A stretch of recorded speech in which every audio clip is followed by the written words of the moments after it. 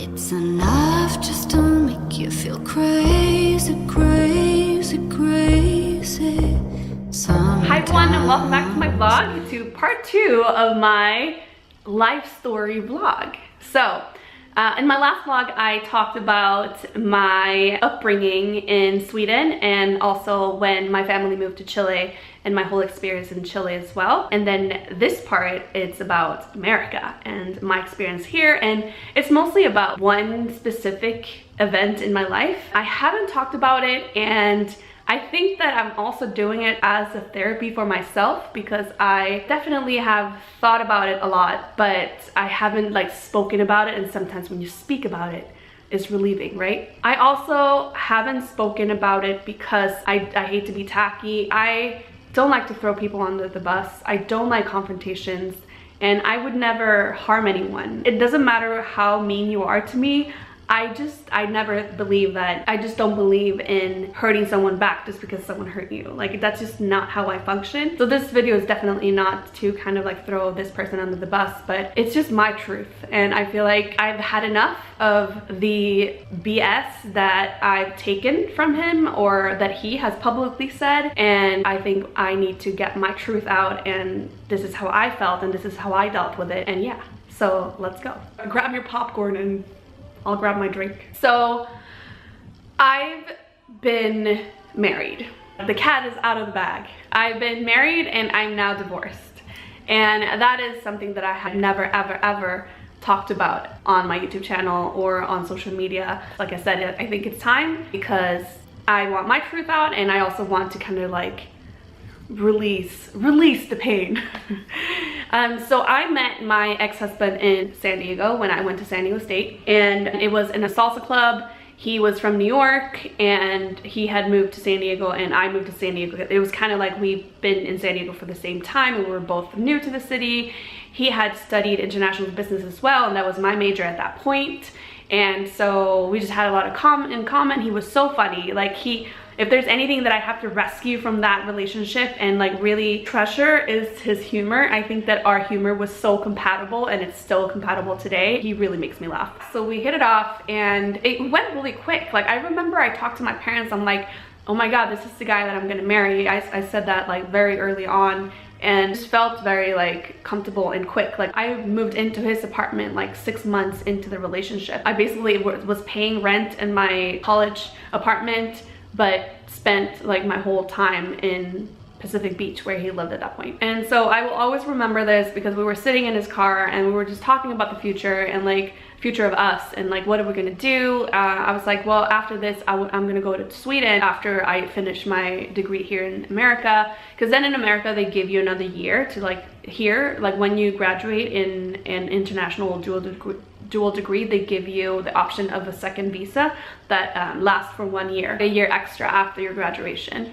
So we were sitting in the car and we were talking about it. So I was like, I don't know, like, I'm going to Sweden. I don't know if you want to go to Sweden. Like, are we doing the long distance? Like, it was just like really hard on us. And I think I went to Sweden a summer, that year that we were together. That summer I went to Sweden and I was away from him, and I think that time apart really made us like miss each other, and it was like when we realized that like we want to be together. So I remember we were sitting in the car and he's like, let's just get married. And I'm like, what? I was 25 maybe at that point, 25 I think. Keep in mind that I've been like jumping from country to country, that like educationally I've been kind of like set back in time. So I graduated pretty late in life because I had like started a career here and then started in Sweden and went back to Chile, and then so that's why it took me a long time to graduate, like have a degree in my hand, and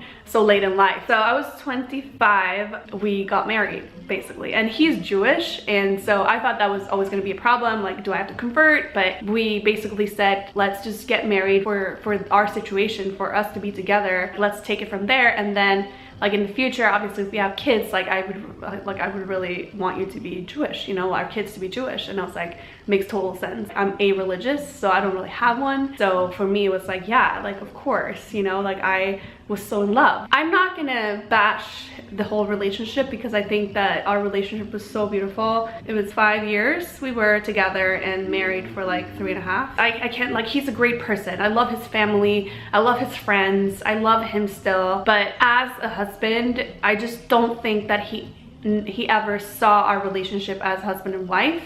I think that he realized very late in our relationship that, like, the seriousness of our relationship and our union. I just don't think that he respected the relationship, or he didn't dedicate time to our relationship to be as strong as it could have been. I was disrespected in many ways, and I just didn't feel the support, and yeah, I just didn't feel like he was putting in time and effort into our relationship, and it kind of like just crumbled apart just in front of our eyes. And it was never like that we didn't love each other. It's so hard to love someone so much and at the same time the person that you love so much hurting you so much. So it was like one of those situations that I don't justify any women that stay in an abusive relationship. I'm not saying that he was abusive physically, but I do think that there was certainly times where it got like psychologically abusive.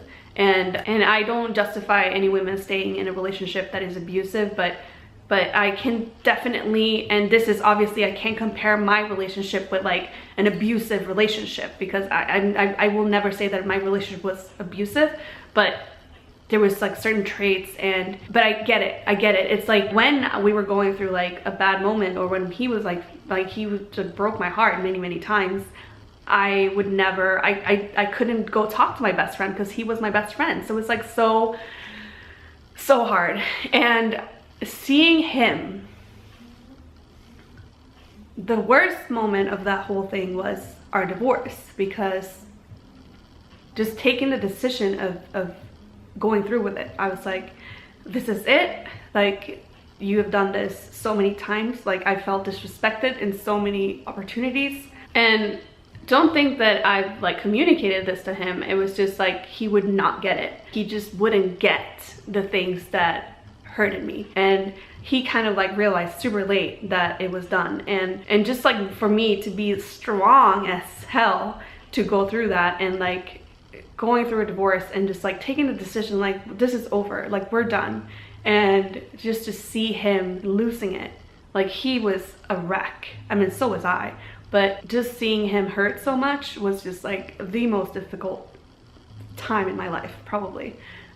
Just to like hurt, like knowing that I'm hurting someone willingly for my own happiness, basically, to end something that hurts so much and hurting someone else. That was probably the most difficult situation in my life. And without giving more details and just like details on the relationship in itself, I just think that obviously I'm better off, I feel like, although it was super difficult to go through all that. Just like when I got the actual official paperwork that I was divorced, because also in California, when you divorce someone, it takes the state to validate your divorce 6 months. So you have to wait 6 months to get the official kind of like approval, like you are divorced. When I got that paperwork, I was already in a relationship actually, so I met Andrew.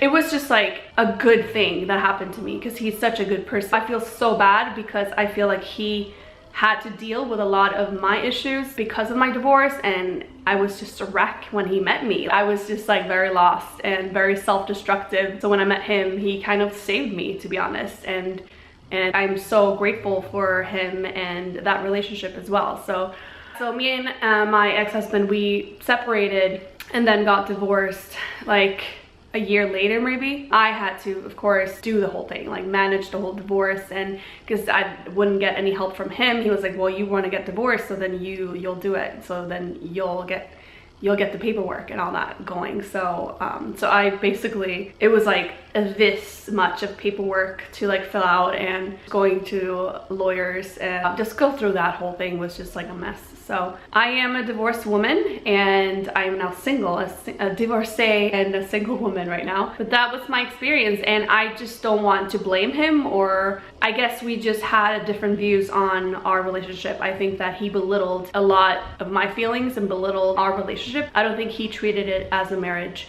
and made fun of it a lot. So that's why it ended, basically, and I just couldn't take it anymore. So So that's why I divorced him. So yes.